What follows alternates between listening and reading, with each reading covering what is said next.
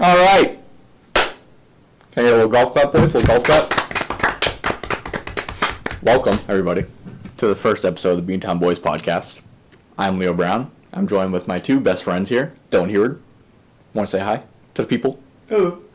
And Kobe Sawyer. Name's Kid. Yep, there it is. We call him Kid. You're just going to have to deal with it. That's how it is.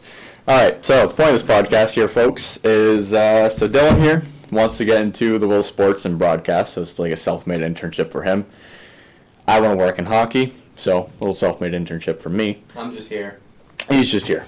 I don't know what he's doing. He's just kind of here. He just doesn't want to get fined. We can't get rid of him. I don't know what's going on.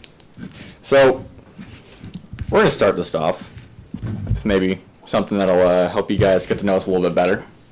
Now, recently the Leafs did a mentor trip, and I'm a Leafs fan, unfortunately. So get your laughs out of the way now. And what I would like to know from you guys is if you could, well, hypothetically, if you're playing on a pro sports team and they did a mentor trip, who would you take on the mentor trip and why? Dylan, we'll start with you. Doesn't have to be somebody you know. It can be anybody. I know. I would say because of the position I played in high school, if I didn't go into football, sadly it would be Gronk. He's good at the position, but he's not good in his outside area, like partying. Yeah, let's be real here. You just want him so you can go party, right? All right, that's a little bit, but he's one of the best tight ends that's ever played in the league. So that's why I pick him. Arguably the best. Arguably. It's up. If he played longer, he would have passed Tony Gonzalez. Period. So, I mean, you've never seen my stiff arm, so, I mean, you know, who's to say? Well, when we play, yeah, I've seen that stiff arm. But he's not really known for that. He was a slow tight end, and we all know how slow I can be. No. And he can Mentally just go or off of the physically? ball. Oh, well, we're going with both here, obviously. CTE. It's in the game. But I would go with Gronk with my game that I have. Kid, you're next if you can breathe. Alright, who you got? Well, your boy was a winger. Transitioning to a center, right? Yep, there it is. There it is. I don't care if he's got a game to play. Patrice Bergeron is coming with me. I need to learn from the best two-way forward in the game. There it is.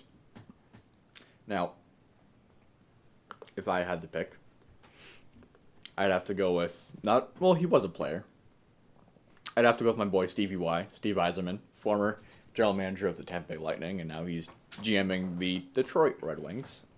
And he's a genius, more of a genius than Kyle Dubas, even though, does he have a cup as a GM? I don't think he does, right? He wasn't there in 2007. No, okay, so no, he doesn't have one, but, you know, Tampa's eventually going to win one, and it's pretty much all going to be because of him. You know, if they can get out of the first round. He learned from the best, too, Scotty Bowman. Yeah, I don't like what he's done recently. Well, he doesn't really do much. Yeah, but, you know. It's more his son, Stan. Yeah. He's an idiot. Anyways, yeah, so Steve Yzerman, that's definitely got to be it. Now, we're recording this on Sunday the 23rd, right? 23rd? Yeah. 22nd, 23rd. So, of February, and tomorrow will be the NHL trade deadline. And this kind of goes a little bit without saying, but with the name of our podcast being Beantown Boys, we're going to be centered mainly around Boston sports. So the Bruins and the Patriots are kind of the two that we know the best, and then we'll get into the Red Sox and the Celtics. Not me, because I don't know anything about them. That but would be me. Dylan, Kid, he can chime in a little bit, and I'll just be like, yeah, I know those guys. So me with hockey. So, what do you guys think with Boston? What do you think they're going to do here? I think the Bruins going all the way, baby. But We're what? getting the chip. Obviously, but what do you think they're going to do at the trade line to be able to do that? Like, are they going to do something else? Are they done? What do you guys Like think? I said, I think they're getting a chip, which means they're going to add one more key piece. Joe Thornton. No. The key piece would be Kyle Palmieri. They need to get that actual second-line winger.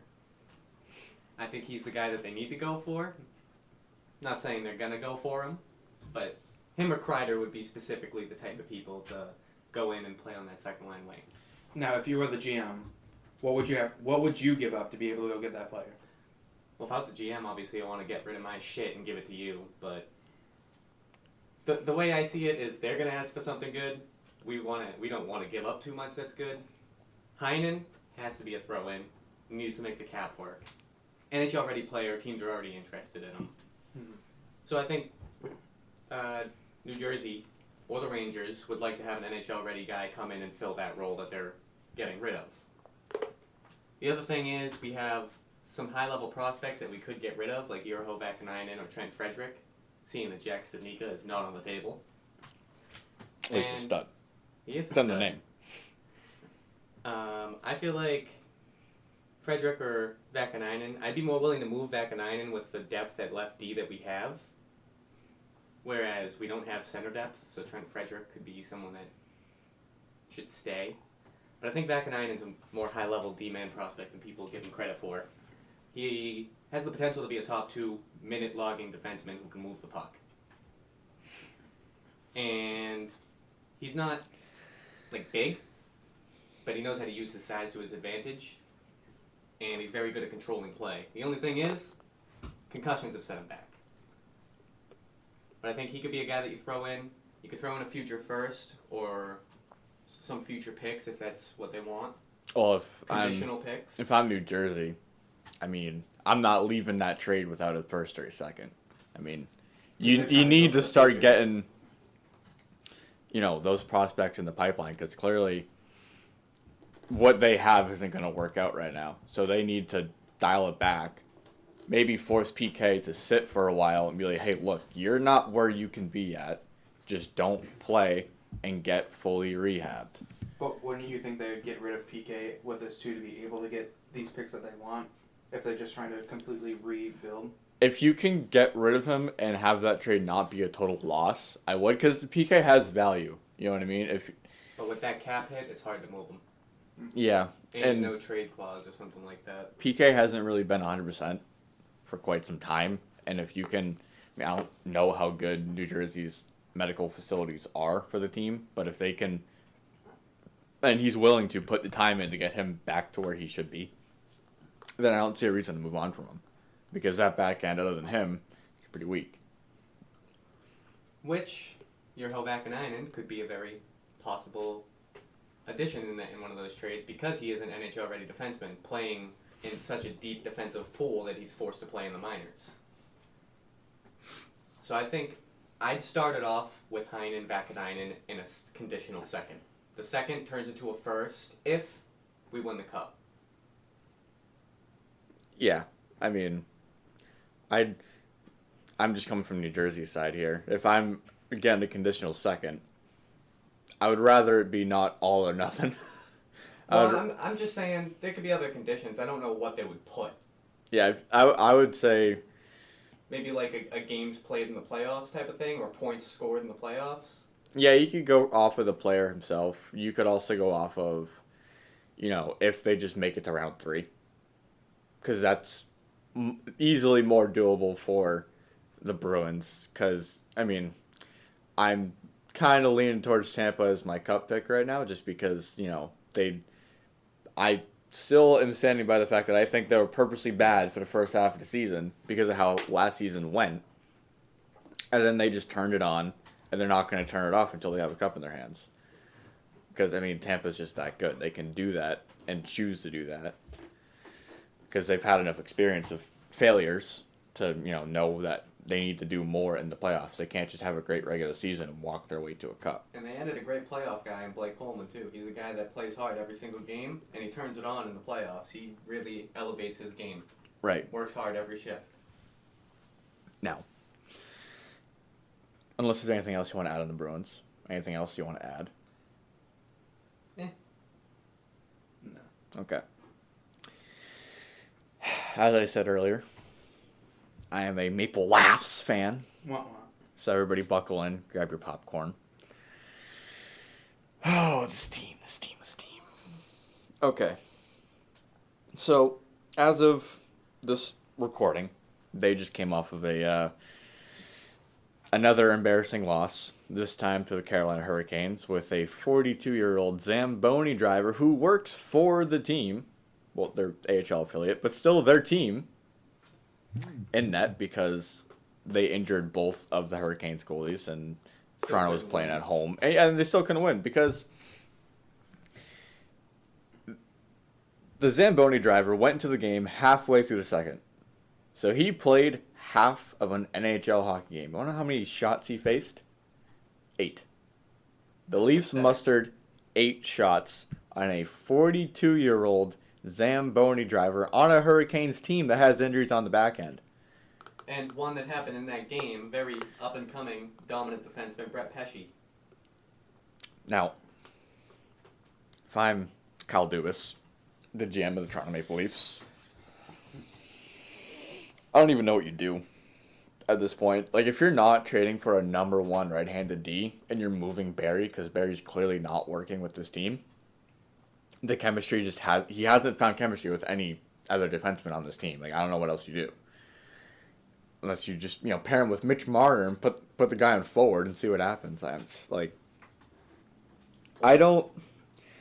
if I'm Dubas, honestly, I would rather do nothing and force this team to figure it out. Unless you get a Dumba type deal done. It doesn't have to be Dumba, but like that.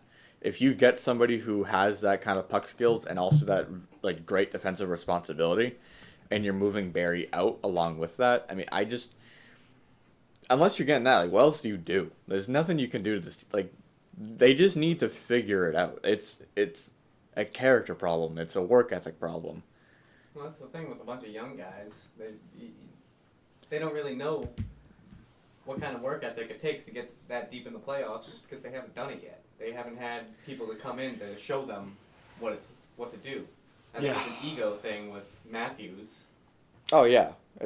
I mean, unfortunately, I don't get to watch as many Leaf games as I would like. I mean, I can stream them. Like, if you go on Reddit, like, there's a Reddit thread for, like, streaming NHL games, quote-unquote. But I don't do that all the time. Every time I catch the game, the only person I ever see who's working his ass off every time I see him on the ice is Mitch Marner. I mean, that's the only guy he loves this team to death, and he wants them to win so badly that, I mean, he's playing great defensive hockey, but that's a one guy. You know what I mean? I think Tavares also has played good defensively, but, I mean, this season he's also been quiet in terms of offense, which that can be a number of things. I mean, he put up 50 last season, and he's never done that before. He's not a 50 goal scorer. Like, that was probably a one-off thing, especially now that he's not with Marner anymore, which is probably the right call because Marner and Matthews are great offensively together.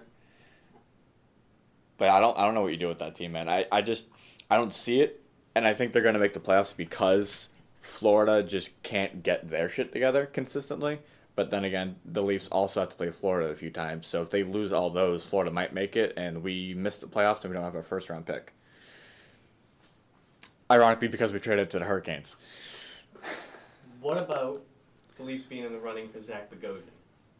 They're a team that's been trying pretty hard to call him up and get a contract done for him. I mean, does that put them over the hump, though? Like, that's one of those things. Like, he's defensive right-handed D-man. No, he's like, I'm not saying he's bad. Like, he's a good player, but like, I don't see how that puts them over the hump because it's the same thing with this team. Every time they make a move, it seems like the locker room's like, oh, okay, our problems are solved now. It's like, well, no, you also have to buy in. You only win when you buy in. Like, the reason the Blues won their cup is the entire locker room bought in and also had Jordan Bennington. And Ryan O'Reilly. Yeah, and Ryan O'Reilly with his lacrosse stick that he uses. Like, I mean, I don't know. I don't see what you can do that fixes that team in one move. I don't think it's fixable in a trade. I really don't. I think it's fixable through them losing consistently until they figure out how to win. If Bogosian comes in, say you guys sign him, decent contract, nothing too extraordinary. He comes in and he says, "Hey, you guys are playing like a bunch of freaking buffoons. We need to stick together. This is our team. We need to work together and play for these fans, play for us, and play for this team. We need to go and try our hardest every single game.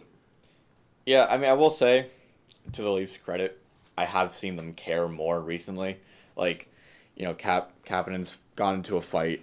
Clifford obviously was brought in, for his That locker room, for his yeah. great goal scoring talents. Like, he was brought in to be a tough power forward guy and get into some scraps because that's what he does, and he's great at that. He's won 2 cups doing that. You know what I mean? Like, him and Muzzin were on the same team in the Kings. They won both of the cups together. They know what it takes, and Muzzin. He's doing his best to try to be a locker room guy, but I think they need more than just one. Yeah, I mean, it comes with the whole team. Like, you need a couple of guys to inspire them and get them in that right mindset, but it takes the whole team to buy into that. And I think Kapanen's done it. Amar's been doing it. He's trying his damnedest, but he's a great point getter in the wing. He's not known for his defensive talent, so he's doing what he can do, but he's not perfect. You know what I mean? Like, everybody's got flaws. I think the other biggest thing is trying to get Matthews off that high horse. Bring him Yeah, down a little I bit. mean, I want to see that he cares, and I haven't seen that. Like, he hasn't really given any hot takes after they lose embarrassingly consistently. I mean, I don't know what it takes because he's not getting moved. Like, you're here, are you just gonna sit here and like waste away and then get probably like $4 million as a UFA? Like, if you keep doing that, you're not gonna get paid like you think you are when you're a UFA and you want to go back home to Arizona, wherever the fuck it is. Like, I don't know. I don't know what you do with that team. I think they could explore the trade market if they think they don't have a shot at making a run in the playoffs. I think maybe explore some trades. Could try like a Barry trade or some people on your team that obviously aren't core guys but could get moved for something like Kapanen or Janssen. Right. I think if you move somebody like Nylander, somebody that is part of, like, say, that little core, I think that could really get the locker room going because then they're like, oh, we're not safe. We can be moved. This team is going to do what the business should do to win. Right. I mean, it depends on the return. I mean, I don't want to move Nylander specifically because, in my opinion, he's been the most improved player this season. I mean, he's been fantastic. People criticized him last year about not driving to the net. He's worked on that. He's fixed it. I mean, he's had a few goals this season from driving the net while not having the puck, and then he ends up with it on his stick for half a second and it's in the net. So he's improved like quite a bit compared to last year, where that was probably going to be his worst year of his career. You know what I mean? Like, he came in late and just could not get it going. So I don't like if the trade is good for the Leafs and Dubas wants to do it, and he's gonna do it. He's not scared to make a good move. You know what I mean? Like, he didn't get to the NHL at 32 or 33, however old he is, being a GM, by being scared. Like, he has done the right If he knows it's things. a good hockey move, he's Yeah. going to do it. And there's teams out there that are trying to make good hockey moves right now, like Calgary. Yeah, I mean, like that. I mean, it's pretty much a no-nothing move, but Malgin's going to be the fourth-line center probably for the rest of the season, unless. He's an impact player. Yeah, I mean, he might play the wing just because they put Spezza on the fourth-line center, because I think Keefe, our head coach, has realized that Kerfoot should be the third-line center. But anyways, you guys probably don't care because you're not Leaf fans, so we'll move on from that. Who is though? Let's move on to your favorite team. Everyone listening at home, the Montreal Canadiens. So Shea Weber, I mean, you probably don't know what's going on with him. So he had an injury recently. It was like an ankle injury. I don't know what it was specifically, where he was supposed to be out for 4 to 6 weeks. Mm-hmm. And then 2 days after that report came out, also it was 4 to 6 weeks, and the prospects of his future as a player was unknown. So it was an injury because I believe it was the same foot that he injured a year or two before and had surgery on. And 2 days after that report came out, suddenly he's, day to day, and then a day later, suddenly it's up to him whether or not he's going to play against, I think it was Detroit, and then he's back in the lineup. So I think that was a little bit of Montreal's shady I mean, it's not much of being shady. I mean, every team does it, and every single pro sport where they want to win, and their key player goes out, and they're like, "Look, do you think you can play through this?" And he says, "Yeah, I think I'm good," even though he's clearly not, and he does it. See, now that's just screwing themselves over and shooting themselves in the foot. They're Bum. There's no possible way that they're making playoffs this year, really. Unless they win out. They really have to win out. They have to go the rest of the month, really, if I'm correct. Yeah, they have to win out. I mean, there's no other option. And you're better off just looking forward to the offseason next season. And you're putting your best player, now that Price hasn't been playing like himself lately. Past few years, yeah. Yeah, you're just making him worse. Definitely if it's a recurring injury from what he's already had, it's just going to get worse if you force him to play on it instead of recuperating and making it better. Yeah, I mean, you played football for quite some time. You know everything about injuries. Like, you know how that's... There's an injury every year, so... You know the ins and outs of that stuff. Like, if it happens once, there's a good chance it'll happen again. And if not on that, the same injury would be on the other one because it's so much stronger. It'll be more easy to get it injured again. Because you're putting more weight onto that other Yeah, you're subconsciously... You're so used to using the other one because you had a training with the other one. Yeah. And you don't even know you are. Yeah, that makes sense. So, I mean, I don't understand the point in that because what are they? Fifth in the division in the Atlantic, Montreal? I feel like that's just Claude being Claude because...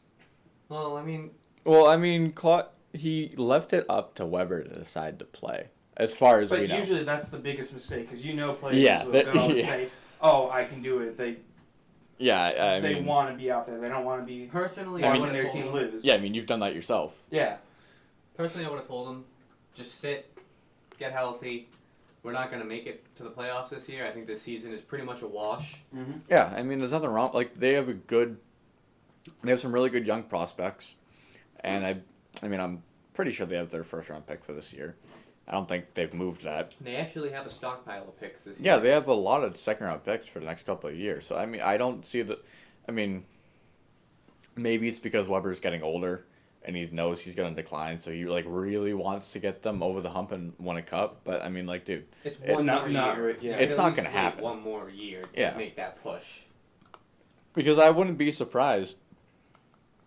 They play their 82nd game, or they get. I mean, the most likely thing is they know even if they win out from whatever point on, they're not going to make the playoffs. And once that point happens, I would not be surprised if he comes out of the lineup, they say he's getting surgery, and he's done, and he's going to miss a month or two for the next season. See, now, for this last month, is it an easy schedule at least for them, or do they got to play Tampa or Toronto or Boston again?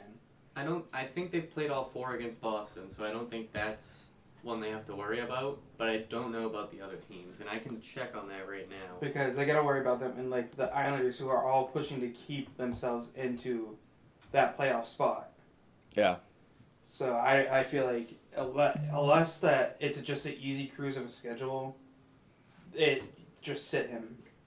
Yeah, looking at the schedule right now, they have 3 straight home games. Vancouver, the Rangers, and Carolina. Those are winnable games. Vancouver's a tough one, but I think Montreal's played them well. Yeah, I mean, Vancouver's probably going to do pretty well in the playoffs. I mean, they played a tough Boston team last night and slaughtered them.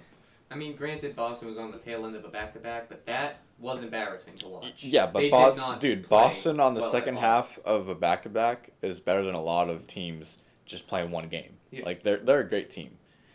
That's just they don't enjoy saying it. I mean, it's the truth. Like, they're a great team, and they're probably going to go deep this playoffs.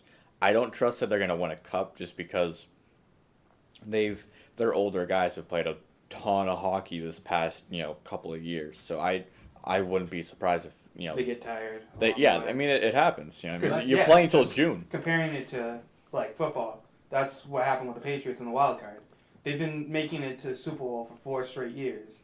All their older guys finally got tired, and they couldn't keep up. Yeah, the longer you play, the shorter your offseason is. So if you lose, you feel like it was all for nothing. Because then you have like a month and a half to 2 months to get ready to go.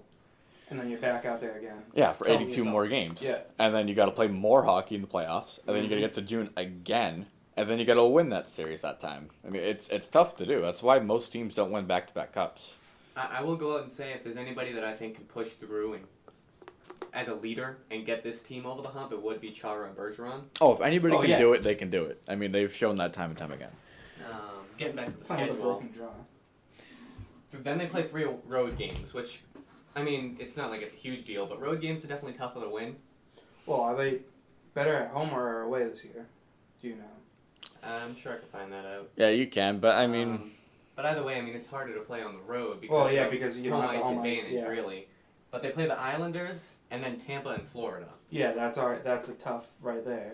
The Islanders, I mean, that's a winnable game. They're not that good of a team. Yeah, I as long as you don't like. they just have a good defensive system. Mm-hmm. yeah, their best player is Barry Trotz. I mean, yeah, he's a great fucking coach, and he's the reason they're doing well. That's it. That and they have like 3 or 4 key offensive players that go out and score. That's about it. Yeah, I mean, I would be very unsurprised if Barzal was on the ice for over 50% of their goals. Like, he doesn't have to get a point, but he's going to be on the ice. Obviously, Tampa's Tampa, and you can beat Tampa. Don't get me wrong. If Carey Price becomes Carey Price in that game, he can definitely steal that game. But it's a Tampa team that isn't afraid to add, and they're gonna give their all. Oh, yeah, I mean, They have a grudge after last year getting swept. yeah, they're playing with a chip on their shoulder. I mean, As they should. yeah, and then, I mean, this is just still my understanding that they took this first half of the season off because they're hanging out, being Tampa, being a 500 team, because in their sleep that's what they are. And then they're like, all right, Time to try now. yeah, I think we're gonna play now. They basically were sitting in neutral, and now they're in drive. Yeah, now they're in drive. They're in sport right now. They're in sport, not drive. Florida's in question mark because it depends on what Bob Frosky you decide to get. Yeah, and I mean, it's remarkably consistent with him, where he has a great year, then a bad year, then a great year, then a bad year, and then he was a UFA on the great year with Columbus. So now he's on the bad year, and then next year, Florida is probably going to be pretty sick because Bob is Bob. They get two more home games, Nashville and Buffalo. Those should be wins. Yeah, those should be Nashville is wins. not playing like they should. No, yeah, that I don't get that. I don't know what that is. They're with still that. in the hunt for a playoff spot because the West is just so. Weak. The West is the bad. West. Yeah. But I wouldn't be surprised if they don't make it, just because they're not playing like they should. They're not playing up to their potential. They got what they needed, a number 1 center. Yeah, they needed a 1-2 punch, and they have that, and for some reason they've been doing worse. So it doesn't make sense. It doesn't help that Ryan Ellis is on IR and they don't have PK Subban to pick up that slack. Mm-hmm. But even still, they're known to have good defensive prospects. Yeah, I mean, the reason they traded PK is because of that reason. They're like, well, we don't need this guy for this cap hit. Like, that's not the problem. You look at what they've gone through. They had Shea Weber and Ryan Suter. And Ryan Suter is one of the better defensive defensemen in the game, especially at that point in time. Yeah. They let him walk. And he got a big deal. He got a great deal for himself. They've had Seth Jones in their system, who's emerging as one of the best defensemen in the league. Yeah, then they just moved them because, like, And we'll they find another moved one. him to get a number 1 center at that point in time, which was Ryan Johansson. Yikes. Which was a win-win move because Nashville ended up making the move for PK Mm-hmm. and trading Shea Weber and they got to a cup. They got to a Stanley Cup. They got to at least see it. Yeah, They didn't get to win it, but they got to see it. Yeah, they weren't holding it, but they saw somebody hold it. They just unfortunately had to play a very good, very, very good Pittsburgh team. Who was on fire for a good 2 years. Who, it didn't matter what goalie was in net, they were winning games. Yeah, it did not matter. And then they made small moves like trading a young, talented Kevin Fiala for an older Mikael Granlund who can play wing or center. Yeah, and I mean they have Nick Bonino, right? So Yeah, they they have a they have three. they have a great 1-2-3, and I mean, you know, if you have a team that has that type of high end talent, like you look at the way the Leafs deploy their players. The fourth line barely touches the ice. But even still, they have a decent fourth line with Colton Sissons running. Yeah, I mean, they have a great fourth line, so they can roll that too, but they don't have to. So I don't know how they deploy their ice time. Maybe it's the problem where they have it too even. Maybe that's the issue. I don't know. The power play has been a killer for them, which is a big problem because they used to be a pretty good power play team. Now I think they're middle of the road, if that. Right. So I think the special teams is a big problem, and I think the goaltending has been pretty lackluster. Pecorine had a really, really good season last year, but he's really up there in age. Yeah, he's getting older. He's teetering between being a solid starting goalie and a fringe starter. Yeah, I mean, you have UC Saros, so it depends how you manage and develop him. I don't know. It's funny because, like, with Nashville, like, they're a team that's known for developing defensive talent, and then you have the Kings, which are known for developing goalie talent, and you have the Penguins who can develop any forward. They just show him next to Crosby for a couple months, and suddenly he's a reliable top six forward in any team. Connor Sheary. Yeah, I mean, I wonder if there's something to that where, like, these teams hire their, like, scouting department and their trainers specifically around this one position, and that's why they do so well. I mean, you can't do that with goalies, obviously, but I mean, maybe they did, and that's why the Kings have been so bad recently. If you look at it in football, the Steelers do the same thing. They always have a wide receiver coming up and ready to go. They've always had one. Yeah. Who was always the next man up? Now, I mean, it's up to you guys what we want to move on to. We can move on to the Bruce Boudreau firing. That's a tough name. We can move on to Seattle, but we don't really have to right now just because Seattle's It's still in the works. little ways away. Or we can move to the NFL. It's up. If you want to talk about Bruce, we can. If you don't, it's fine. I think he's a good coach. I think it was kind of an out of nowhere firing. Because Minnesota really isn't doing that hot, but like I said, the West sucks, so they're in a playoff hunt. Well, The Athletic put out an article, like maybe 3 or 4 days, I don't know what it was specifically, after the firing. Now, I don't know if you knew this, but the day that he was fired, the Wild were 7-3-1 their last 11. So they're on a tear. So Bruce goes in early in the morning like he always does. This is just, what he said to The Athletic in the article. And he gets his coaches meeting done. And then right after the coaches meeting, the GM calls him in and fires him, saying that the reason he's firing him is because he wants to hire his own coach. And he wants to do it in the offseason. Now, if you want to hire your coach in the offseason, finish off. Why are you firing the coach you have right now? Could mean they're trying to get a decent pick, and maybe try to lose some games. Yeah, that's the only thing that I can think of. Like, every team he's gone and coached, Bruce Boudreau, the team's gotten better, and every time he gets fired, they get worse. So he's a great coach. And that's what I think, too, is the GM's like, well, I don't believe in this lineup. I believe in Bruce, not this lineup. I want this team to get worse so we can get a good pick. Which I understand where he's coming from because, I mean, let's face it, Minnesota does have as far as forwards go, a pretty weak lineup. And on top of it, an iffy Devin Dubnyk. You don't know what you're getting out of him. Yeah, but you have a great defense to cover for him, so that's not really that big of an issue. But it's just like you don't have great forwards, and since the West is so weak, Bruce Boudreau and their defense could easily get them into the playoffs. Like, that's a very reasonable thing to happen. Especially because, you have McDavid was out, so, like, no, while the others are winning with him out, I mean, that opportunity presents significantly right. Yeah, presents some points in the standings for every other team. I mean, Vancouver now has a good chance of locking up their spot as I think they're number 1 in the Pacific right now, if I remember correctly. I think so too, especially with that big win last night. Yeah, that 9-3 killing. So, I mean, yeah, for every team in the West, McDavid being out is like a godsend. They're actually 2 points out of first, Vegas. Vegas was in first, really? Oh, no kidding. Even for them, because they weren't in the top 3 for a little while. No. It was Vancouver, Edmonton, Calgary. And now Calgary's not even in a wild card spot. Yeah, I mean, they lost Gio. I mean, that's a big loss for their defense. It's their captain. Yeah, it's their captain. He's a great point. He's one of Norris. I mean, he's a great defenseman, and Riddick can't do everything because he's a young kid in net, and like we've seen kind of this season with Bennington and this season with Matt Murray is if you're a young goaltender, keeping that high level up the whole time is hard to do. Because, typically goaltenders come in when they're older. Wow, really don't. Yawning.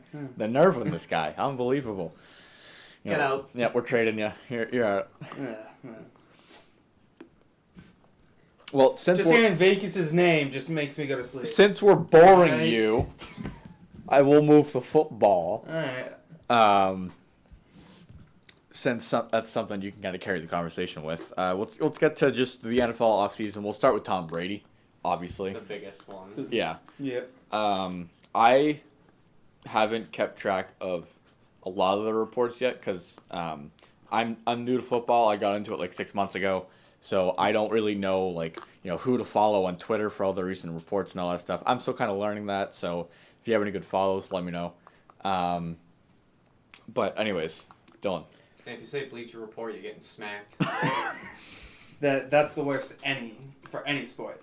The biggest one right now that I've been hearing is that the Patriots are fighting against the Raiders. Okay. Because the Raiders are offering to give a 42-year-old quarterback 2 years, $60 million. And that's a lot for his age after seeing the way he played this season. Yeah.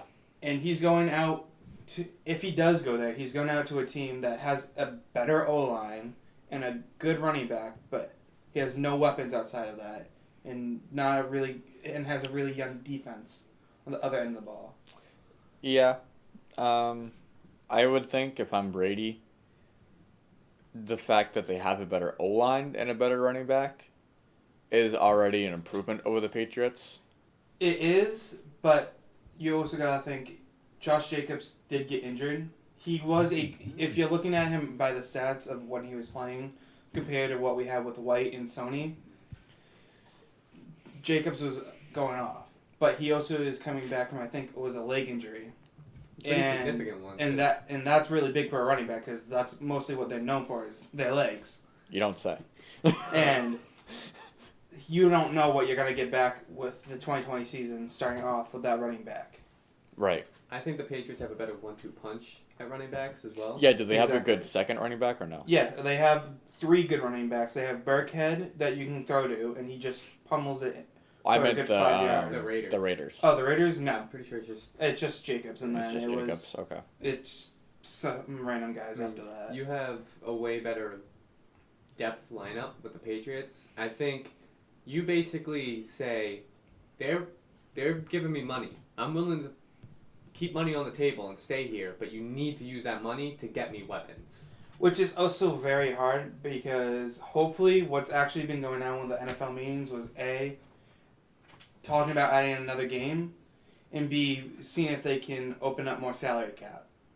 And that will help us a lot because we need more salary cap because not only is Brady leaving, we have potentially every good defensive player that we had. Collins, who was a good backup sub-in linebacker that we had that got those key plays.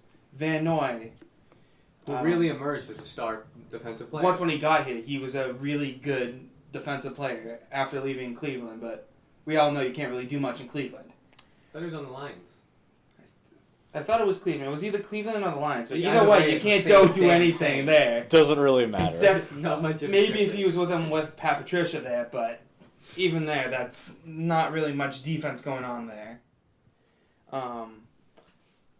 And then you got a couple of your corners that would be leaving. And it doesn't help because we gave up a huge contract to Gilmore. And he deserves it now. He does deserve it now. He was a defensive player. But his first year, he didn't do anything whatsoever. He was there. He was there, but he got all the penalties. He was a Brandon Browner for us the first season. But, I mean, he's really emerged every single year since that he contract. has emerged. He's been a better player every single year. We'd be losing Danny Shelton at the defensive line, which we have very low depth in. And then the front line, we already said we're not paying Joe Tooney, even though he got second offensive lineman of the league. We said we weren't going to pay him. So that means we're either going after a free agent left tackle and we're going to move Wynn back to guard where he played in college, or we're going to go and get a guard. And if it was like that, and if you want to bring Brady in, you move Win to guard, and you go pick up the guy or trade for the guy out of Washington who sat out for the majority all the way up to the trade deadline because he wanted to get paid, which is Trent Williams. He's a really good offensive lineman who can protect that quarterback for you. But you also have to go get weapons. And free agents coming to mind that we could probably come to get is Hunter Henry, the tight end that we also needed this year. Antonio Brown. I don't want that clown back here again. I'm just kidding. I don't think he's even going to play. He had a third chance to go back to play football at the end of the year with the Saints, and he made it a media show. He brought all these cameras and paparazzi with him, and they said, "No, you're not even stepping in the field with me. Get out of here." He's too busy worrying about his boxing career with Logan Paul right now. Gotta get ready, bro. Wrap this track up. Yep. But AJ Green, he's on the older side, but I wouldn't mind him. Significant injuries coming off, though. True, but he could have came back to the season, but again, you're going back to a season to a team that you ain't going to win anything There's with. no point re-injuring yourself. Exactly, for a team that was pushing to go get Joe Burrow. Yeah, I mean, the Bengals probably tell him, look, I mean, you don't have to. We're trying to get Burrow, Exactly. and with you in the lineup, there's a chance that we might not get him. And he probably stayed out knowing he was going to be an unrestricted free agent. Yeah. So I mean, he knew makes that sense. he can say, hey, I still got it without having to prove it. Right.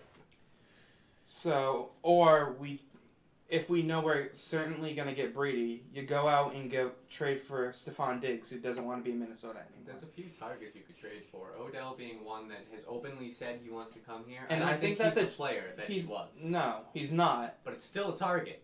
Yes, and he can still perform on the field. But the thing is, I actually would prefer him. I think he has a cheaper contract than Diggs got 2 years ago.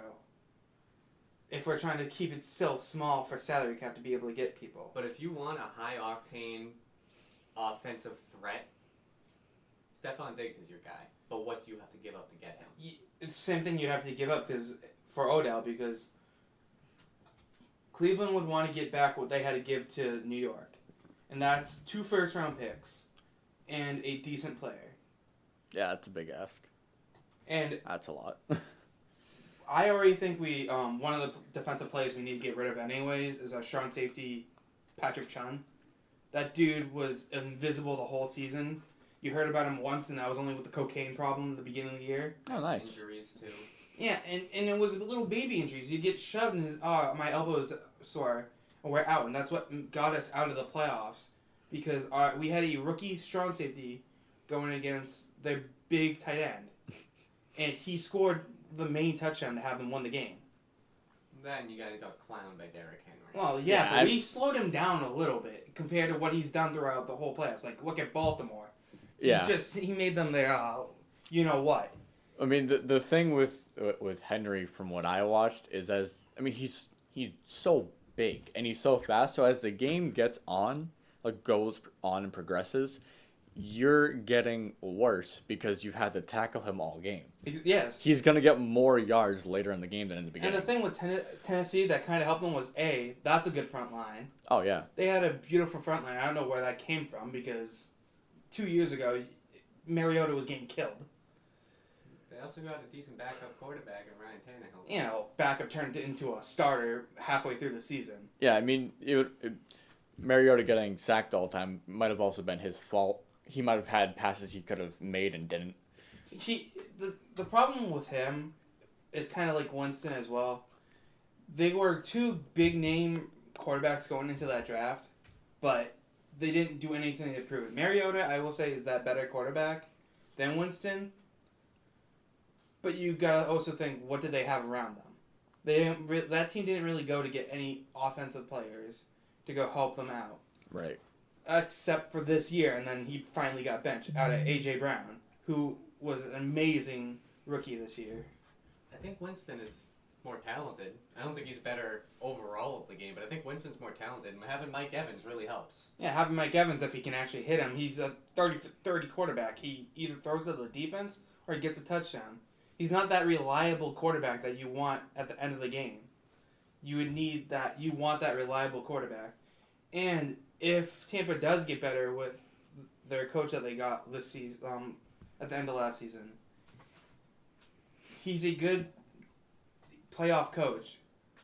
But Winston's also going to be that person. He's never seen the playoffs once. Well, they need a coach at least Mariota has. They need a coach that can help him slow down the game. I think he plays too fast. He doesn't really survey his options. No, he doesn't. I will say, Winston does have a good talent. Out of Humphreys, that's down there. They have a good tight end, and they have Mike Evans. And they just aren't doing anything with it. Now, going back to the Brady situation, the Raiders are the only team you're really hearing saying that they're going to go out for him. Other teams that need a quarterback coming into it is the Chargers just said that they're done with Phillip Rivers. But there's still they don't have but looking at the quarterbacks in the markets, it's really good out there. They turned down Phillip Rivers already. You got Dak, who's probably going to go back to the Cowboys. They're not giving him the money. They're just franchise tagging him. Even though he's overrated. He is overrated. Yes, he's overrated, but they're going to franchise tag him to get him cheaper. Drew's already saying is already going back to the Saints. Eli retired. Case Keenum is a dinosaur. Yeah, so is Eli. Well, yeah. And Blake Bortles. So you really want Blake Bortles. That you just named. So the only quarterbacks that are really good / decent that are still on the board would be Teddy Bridgewater, Ryan Tannehill, and Tom Brady. I mean, there's a deep draft for quarterbacks too. That too, but most of the time, it's not like other sports where you can just throw them in and they're ready to start. Football, you want the rookie, definitely a quarterback, to start behind a veteran first. That's what the Browns did with Manziel, and then not Manziel, Baker, Manziel 2.0. He started behind Tyrod Taylor, who brought the Bills to their first playoff game in how many years, and then they transitioned into having him be the starter. Josh Allen did it. Lamar did that. He started behind Joe Flacco. Patrick Mahomes started behind Alex Smith. And that's what the Redskins did too with Dwayne Haskins. Was they had Alex Smith until he got, The coach also didn't like him. No, the coach did not like him. He didn't want him to be that quarterback. That's why they fired him. But again, Gruden is a joke. So let's see what Ron Rivera can do. And other quarterbacks that can go out are Cam Newton that can get traded. Because they actually said that they want to start that rookie that they had. They're thinking that that's going to be their future. And who's that? It's, I think it's Greer or Kyle Allen. They want to start Kyle Allen out there. And like you just said, kid, that there is a bunch of quarterbacks going in the draft, but they're all going to get picked early. So if we know that Brady's not coming back, there's only a certain amount of people we have. Because do you see maybe a trade going up to try to acquire someone like Jalen Hurts, who's lower on the depth charts for the Jalen Hurts, we wouldn't even need to move up because we got the 24th pick. I don't feel like any other team, because all the teams that would want a quarterback would be up front, which is Bengals with Joe Burrow, where I'm hearing that he might actually decline even going with them. Yeah, I heard that recently too. Because he doesn't want to go, because that is a system where quarterbacks go to die, a.k.a. Andy Dalton, a.k.a.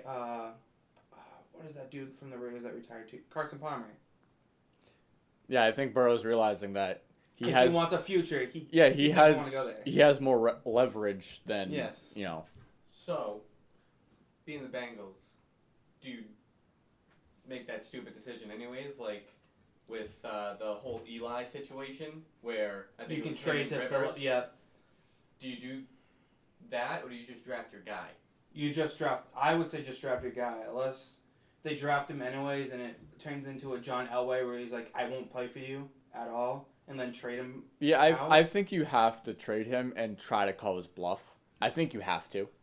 Well, Because you can't be weak as the organization. You can't. Well, the thing with this draft, you actually don't have to worry about it because after Burrow, you got Tua, and you got the kid out of Oregon, Justin Herbert, who is a really good quarterback, and it shows that he's really good.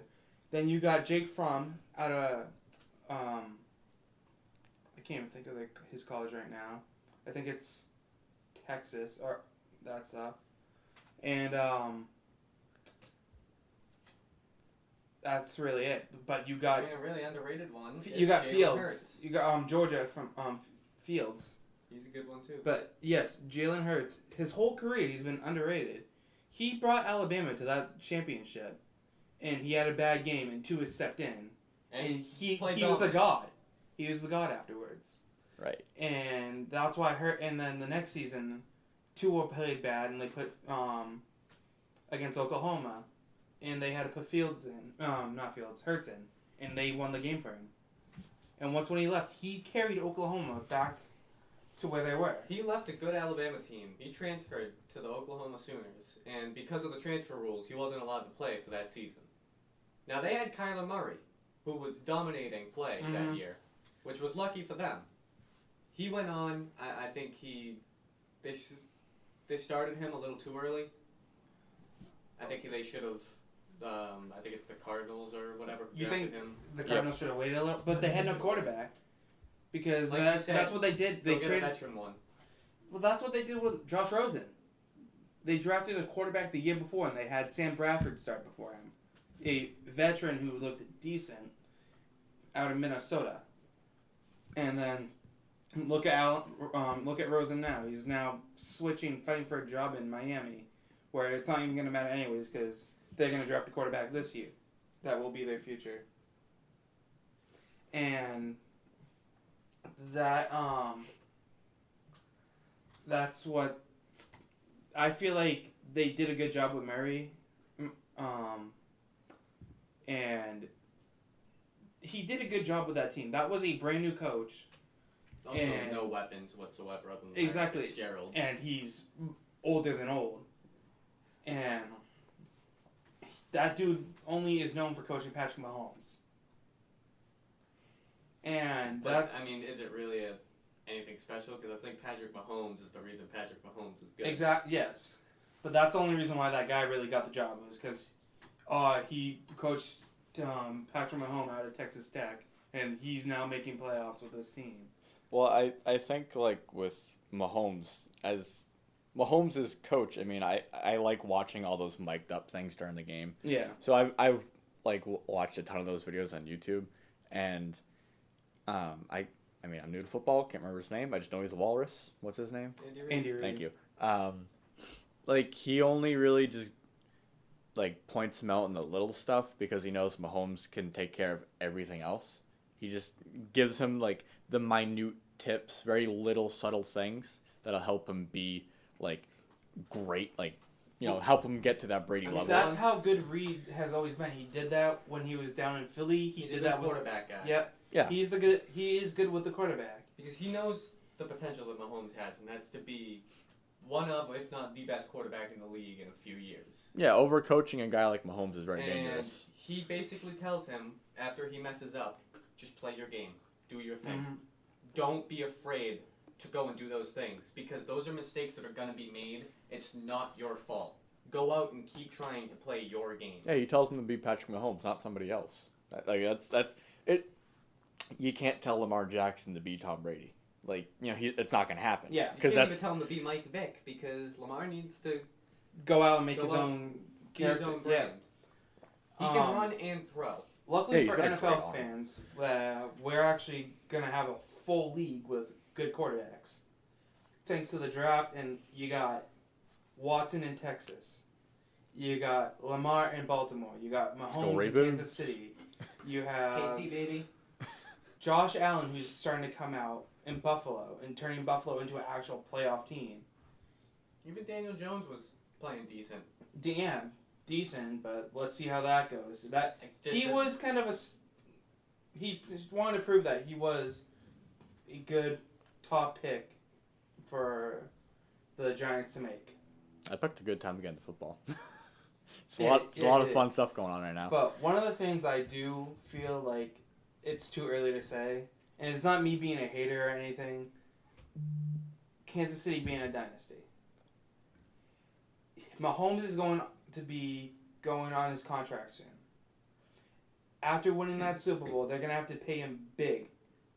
He's going to get paid big anyways. I think he's the most prolific player in football. But that's what's going to screw that team. Well, I think the salary cap. Yeah, that's the nature of the beat. That's why the salary cap exists. Exactly. Because back then, you could look at the goddamn Niners. You got Jerry Rice and Joe Montana, Steve Young, who's also a Hall of Fame quarterback, and he was a backup. Mm-hmm. I mean, the reason the Penguins won back-to-back cups is because Crosby and Malkin were signed to long-term deals years ago. So that was finally towards the end. And so when the cap, big deals, but not huge. Yeah, they were like when the deals were signed, the salary cap was like 15 mil less than what it is now for the NHL. Which, if you look at the NFL salary cap, it's laughable. Like, it's so low. But with KC, you give that big contract to Mahomes. That means Watkins is old already. He's been in the league for a while. Still, he's going to start slowing down. But he's going to start slowing down soon. Which means you're either going to have to lose the Honey Badger on defense, which is basically your defense, or Tyreek. And you don't want to lose Tyreek because that's your guy after Mahomes. Yeah, I mean, the way to keep dynasties going is to have the ability as an organization to draft well and develop well. Developing, I would argue, is more important than drafting well. Like, I mean, you look at, once again, like the Penguins, the reason they won those 2 cups back-to-back is because they have the ability to draft and develop well. Because that's what you have to do in the salary cap era. Like, you have to be able to pay your top-end talent and then support them with cheap guys. Well, yeah, but and then you also it's the Patriots, but they didn't do it through the draft. Look at, you have a bunch of bums in the first round. They did every possible aspect that you could go, trading, free agency, and even they got guys that were cheap that you can go to a 7-Eleven and go hire him, and he'd be your third string white boy wide receiver. The way they do it is they look for people that are going to be able to figure out the system. People that are going to be able to follow those guidelines and play in that system and recognize the plays. Like Tom Brady. And that's another reason why I don't think Brady will leave. He's 42 years old. You really want to go leave and learn a new system when you're going to be retiring? Hang on. Here's what I think about Brady, and this is coming from somebody that doesn't really know a whole lot about football. Oh, God. So I'm coming at this just from a personnel aspect, not really like the ins and outs of football. I would think, in my head, if I'm Tom Brady, it would be easier to pull talent to him if he leave. It would be easier to pull talent to him if he left. Because you think about it this way. I've been playing for Bill Belichick my whole career. He's a great coach. And people keep saying that the reason we keep winning is because of him and not me. So if I leave... And go to a team that's willing to spend. Right. Players and free agency will say, well, if Tom Brady's willing to leave Bill Belichick, then maybe I should go join Brady. Because why would I join Belichick if they don't have a quarterback? I am a huge Patriots fan. No. And I do not think Bill can win without Brady. I don't think Brady can win without Bill. I think that is a good dynamic duo that needs to stick together if they really want to go out for another chip. 2 things. 1, Brady, I think he's probably the best player to go out there and learn a system as quick as possible because he loves the sport. He studies this game more than anybody. He wouldn't be playing right now if he didn't love it. I mean, his wife's salary alone can carry him. His wife doesn't even want him playing anymore. Yeah. He works so hard and is so dedicated to memorizing not only their playbook, but the enemy's playbook, the opposing team's playbook. He knows what they're going to do before they even do it. Now, top of everything else, I think Belichick can win without Brady, but I think he knows he can't do it immediately. Oh yeah, I mean, it's gonna take time. He wants to break this down. He's going to be retiring soon. He wants to break this down. Belichick is? Fresh. Oh, he's in his 70s, almost 80s. No. He is that old. There's no way. I swear he's in his 70s. That's a damn lie. I think he's like 64. Hang on. I swear he's up there in age. If I hit it on the dot, you owe me $5. Oh, that's What'd you say? next week. 64. I said 70s. My favorite number, 69? 67. Yeah, so almost 70. He's up there in age. Wait, well, you're both wrong, therefore I get the $5. So. Nope. No. He's I just got you a he's fucking coming to Shamrock his. Shake deal for that. All right. He not sponsored. Going. No free brand deals. He's getting up there in age. He's not that young dude anymore from New York, being defense. Is that where he's from? No, he's not from New York, but I'm talking about his first championship came with the Giants. Oh. With the other Bill, Parcells. Who was also a good... Who was a good coach, and he played until his late ages because he loved the game. But that's the thing. You think maybe Belichick decides, okay, I don't want to be a coach anymore, I'll just stick to being a GM. That's my thing. I like Coach Belichick. I don't like GM Belichick. I think he's too controlling to exactly. Do that, his ego's too big. That's one of the main problems with why we haven't heard anything with Brady. He's waiting to see if Brady will crack. Because Brady straight out said to the media, I want to be basically loved for what I've done here. And Kraft basically, I would say, like, basically almost pulled his pants down to be able to say, oh man, I love this guy. Like, he said immediately after they lost, I want to keep this guy. Well, yeah, that's Kraft's crowning jewel. I mean... That's who made him all the money. Well, I mean, think about it, though. You're not going to say that you don't want him. You know what I mean? Obviously, but it's like in Belichick hasn't said anything. He was too busy trying to get Gronk out of retirement, go and do that goddamn party in Miami, before saying, yeah, I would love to keep Brady here. You haven't heard a word from Belichick. And that's what Brady wants to hear. He wants to tear it down. Now, Kraft, I mean, when he drafted Brady went up to him and said, I'm going to be the best fucking pick that you ever make. Yeah. And, I mean, he stuck to his word. Because he's worked hard. He's worked his ass off every single day to be where he is and what he is. Oh, yeah, he, So there's a reason Kraft sucks his dick a lot. Oh, yeah, but I can't remember where they are located or what they're called, but there's this, like, training facility that Brady was the first quarterback to go to, and there's a lot of, like, Breeze goes to the same place now, and a bunch of other quarterbacks. No, it's run by some, like, scientist guy, and it's based 100% on physics and mechanics, and this guy's not even, he doesn't even really know football, but he knows physics and body mechanics extremely well. So he helps athletes, like, he helps pitchers and quarterbacks work on mechanics. I mean, and apparently Brady's been doing that for, like, years now. Well, yeah. He does everything he can to be in the league. He's not like LeBron where he's going in and isolating his body. But Brady also doesn't do, like, heavy workouts, like weightlifting like that. He just does stuff to be able to keep his arm. The bands. Yes. He does the bands, he does the sled to pull. He doesn't work on muscles, really. He just works on leaning everything up. Yeah. And going back to the Bill, I feel like Bill won't do this for Kraft because he's still aggravated and pissed off that he basically was forced to ship away Jimmy G, the person he wanted to be after Brady. I mean, logically, and he only got a second round pick for a guy that just went to the Super Bowl. Logically, as a GM, that's what you want to do is keep the young guy, get rid of the old guy. Yeah. Yeah, I mean, I think Garoppolo would be great with the Patriots if he was still there. Oh, 100%. If healthy, yes. But he would have never had that ACL or whatever injury he had.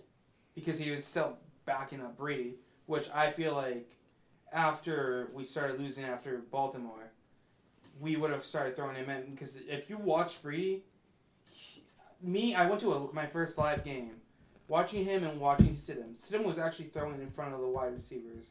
Brady was hitting behind the receivers, which is basically a suicide pass in hockey. You're going to get killed because you can't see what's in front of you. Look at the Brandon Cooks deal. He never really got an accurate pass to Brandon Cooks. So Brandon Cooks had to put himself in bad positions a lot. Yeah, and he got killed in the Super Bowl. That one was, I think, his fault, but I'm just saying, as Well, no, reference... before Brady could actually throw in front of him. Now, if you watch throughout the whole season, Brady's been throwing low, throwing too high. He hasn't been accurate yet. He is starting to... Now I'm trying not to say, but he is starting to fall off that cliff. There's only so much you can do. Unless you're going to go out and be like Peyton and go and say, I need these star receivers, which he got Decker and Walker, to go and carry him to a Super Bowl. I mean, on top of that, they already had A win's a win's a win. Yeah. You know what I mean, he doesn't Exactly. care. He won. He had the defense carry him. He was basically like a Peyton Manning. Our defense was the best in the league. And now we need to keep the best because we have the toughest schedule coming up. I wonder with Brady, it could have been a number of factors. Obviously, him getting older is probably one of the reasons that he was missing the mark so much. Yeah. But another thing could have just been a mental aspect of him knowing his receivers aren't as good as he's had before. So he's trying too hard. He's overcompensating. Like he's just got to. I mean, I don't think Brady would be the kind of guy to do that. Maybe so maybe I'm wrong, but a possibility could have. Yeah, a possibility. I think he's not trusting his receivers enough. He's trying to force it way too much to the people that know the system. But that's his fault. Rather than the people that deserve the ball. I'll say that's his fault. Because he's not going to the... obviously, you don't have to go to the practices, but he should be going to OTs. To learn to go... Because we had a young wide receiver group. Because all he had that was from the season before was Edelman. We let everybody else walk. We let Hogan walk. We let Patterson walk. And we got and drafted Nikhil. And he didn't really get to throw with him. And I forget what other receiver. And then we got Sanu. And we had Gordon, who left because of drug problems. Again. I mean, it is completely his fault. He's not getting to learn his receivers or try to teach the receivers what he wants like he used to. And he used to say his favorite receiver was the open receiver. And that's completely changed. Because now it's Edelman. Edelman is a very good receiver. Probably one of the best, if not the best slot receiver to ever play the game. But he's getting killed because that's all he wants to throw to. He can only do so much. Because if they're going to start double and triple teaming him, they're going to force you to throw to the other side. The year before, he had Gronk and Edelman, so they were mostly focused on Gronk. And that's why Edelman was performing as much as he did. And which I still say he was screwed because he wasn't even a Pro Bowl candidate. He played fairly well this season, injured the entire season. Yeah, he played through an injury the entire season. Mm-hmm, which most players would have sat out. Because I think it was a rib injury. It was a rib and it was a knee injury, I think it was as well. Where, like I said, most players, even players went out and straight up said, I would have been out the rest of the season to go get that surgery. And he played because they were 8-0 and they want to win that Super Bowl again. It shows you how dedicated he is. He is a very dedicated player. Well, I mean, I think the best time to go out is when you're 8-0 to get healthy. That's probably the best time. Well, after we lost to the Ravens, it was a shit show from there. Yeah. Because then if he goes out at that point, it forces Brady to have to trust the other receivers. But I think what it was he wanted to make... Because he needed surgery. So he wanted to make sure he was perfectly fine for the Super Bowl. I think he knew he wouldn't have been back in time for it. Exactly. So let's transition away from the Patriots and just to the NFL in general. So there's been talks about the adding an extra week to the season and cutting a week off of the preseason to make up for it. And actually adding a extra wild card team. Extra wild card team as well. Cutting off one of the buys, so it would just be the number 1 seed. Let's get your thoughts on that, kid. Start you off because I know Dylan's going to go for a little bit, so let's go with you first. I think from an owner's end, they're really trying to screw the players. Obviously, the owners are trying to get the best deal for them, and they're going to make the most money off of it. Because if you look at it from their point of view, you're going to a TV deal, and you're going, hey, we now have at least 2 extra weeks for you at regular season and 2 extra weeks of postseason. How much do you value that? Because now they're going to get a shit ton more money. Just for saying that alone. So for the postseason, would it be extra 2 weeks? It would actually just be more showing time, which the networks will love. Because that's what they're trying to do. Because like Fox and CBS doesn't really have much. And their main views are by sports. priority football in America. Now, I think the players need to negotiate their They need to negotiate their part a little better. I think the 98.5 touched on it a little bit. They said what they should do is obviously try to manipulate some contract talks in there to get the best for them and for the owners, but also eliminate getting tested for weed. Yeah. I feel like if they really want the players to be happy about this, because the players aren't happy about this because it's an extra week. It should be an easy ask, too. Get rid of Thursday Night Football. All you've heard forever was complaints about it. Like, keep the Thanksgiving game because that's been going on for almost 100 years. Yeah, that's tradition. That's a traditional game. But get rid of Thursday. People say it's dumb. You have such a short week. If you play the Sunday night or even the Monday night, you get 4 to 3 days to get ready for the next game. Get rid of it. None of the players are happy. If you want to add an extra week, get rid of that game and add maybe 2 Monday night games. Yeah, if you're adding on an extra game to the season, you have to. I agree. You got to take that away. I mean, I don't agree with adding on the extra week just because I know hockey more than football, so I think about it from the hockey perspective of that season's too long. 82 games is too long. Just imagine baseball with 100. Yeah, but that's a different workload. It's not like hockey and football are both very, very physical sports. Yeah. And you exert a lot more energy and wear down your body a lot faster. There's a reason that football is only 16 It used to be even shorter, too. Yeah, I mean, I just got into football recently because I've enjoyed... This is the first time I've enjoyed the product and watching it. I've never enjoyed it up until now. So, from my perspective, it's just like, I don't want to see the product get worse and I don't enjoy it anymore. You know? Mm-hmm. I mean, that's my only real thought on it. Because the product is going to get worse because of the injuries. So it's something the players got to think about. It's like, well, yeah, we might get more money if we negotiate it correctly. Yeah. But what's that worth? Because we're already getting too much money. And, we're going to be, if we're smart with our money, we're fine for the rest of our lives. Well, I think the other thing is a lot of TV has been going down because of A, live streaming, and B, they had that whole problem. And I think it was 2016 with the whole kneeling during the national anthem. People were tuning out. They lost a lot of money with that. Yeah, I mean, thankfully that, in terms of, losing money on that part, that's, kind of come back a little bit.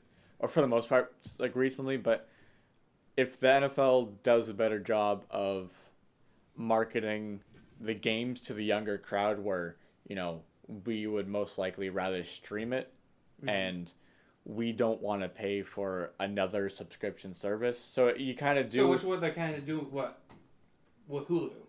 All you've seen with football is you've seen Brady and you've seen Manziel. Oh my God, not Manziel, Baker. You've seen nothing but Baker commercials lately.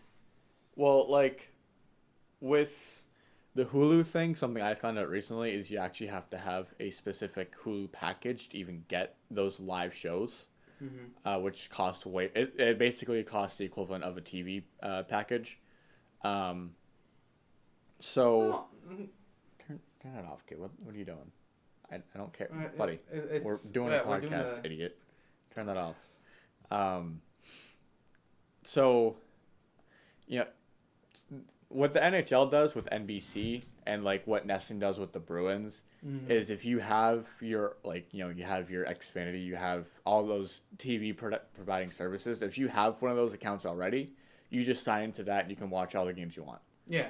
So if they do something like that with Fox and was it ABC? That's the other one. Mm-hmm. Which I think they do already.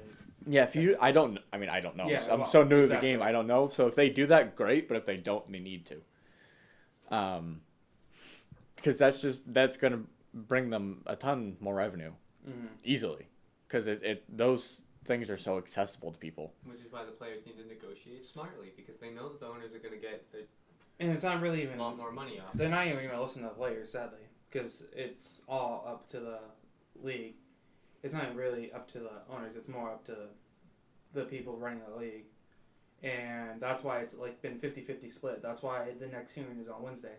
Because they don't know if they really want to have that extra week, the extra wild card, because the owners are kind of saying something because they feel like they're getting one of their teams are getting screwed with that extra game, and the other ones who are bad and barely are missing the playoffs, aka the Cowboys, are like, yeah, let's do it.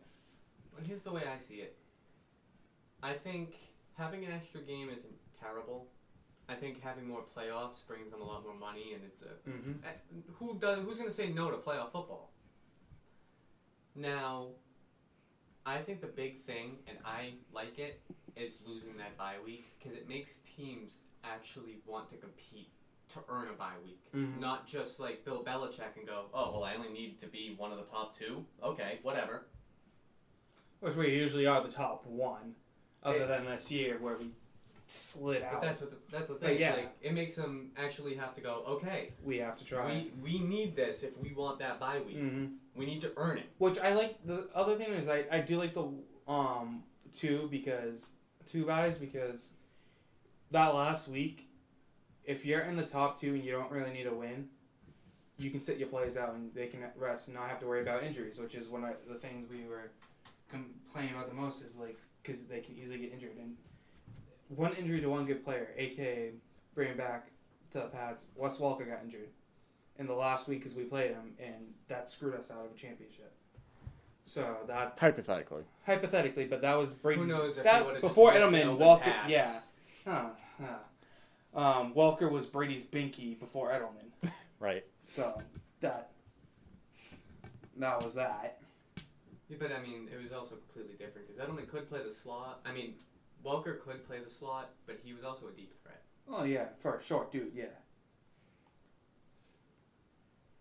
Whereas Edelman is pretty much strictly a slot receiver. You don't see him going for too many deep passes. You see more N'Keal Harry or that Sanu. No, not Sanu. That undrafted kid. That undrafted kid that they Myers. Myers. Yeah, Myers. Who I think Dorsetto deep a lot too. Yeah, but that's he's speed. Yeah, he disappeared at the end of the season. But I think Myers played very well. I think he should have gotten more looks. He did, and it was because of Brady. Brady didn't. He missed one pass because he didn't know that Brady was going to throw one way. He was still running the route, and Brady completely missed him. And they listened to Brady, and he sat a lot of the games afterwards. Which is sad because, I mean, that is a very, very talented player. Yeah. You guys want to wrap it up? Yeah. Other than, I just want to say... Sure. We got, just moving now, I want to do one basketball. That big game tonight with the Celtics-Lakers. If we, statistics show if we do win tonight, every time we've swept the Lakers, we've either made it to the championship or to the conference finals. So it's such a niche stat, but it's true. Every time it's so niche. They are the first seed in the West, and we are playing without Kemba tonight, and so it proves that if we win tonight against the first seed in the West, it proves that we can win without our top point guard. I think the biggest thing is getting another center or forward. Which is what we've been hearing is since Boogie got cut by the Lakers, if he can stay healthy for playoffs, we might go and get him. But the thing is, he hasn't been the same ever since the injury with New Orleans. Is there a deadline on transactions? No. So you could be in the playoffs and still go and sign him to a contract? Well, actually, I think that's the only thing you can't really do. I think after playoffs, you can't sign anybody. But, you can go and sign somebody right now. But the problem is, I don't think even Boogie could get into the playoffs because he has to play a certain amount of games to be able to go into the playoffs. That's why everybody was when Hayward destroyed his ankle, we were trying to see if he can come back to a certain time to play because Kyrie was out. But, yeah. All right, well, this has been the first episode of the Beantown Boys podcast. You can follow us on Twitter at Beantown Boys Pod, and you can follow us on Instagram at Beantown Boys Podcast. And we'll see you guys next week.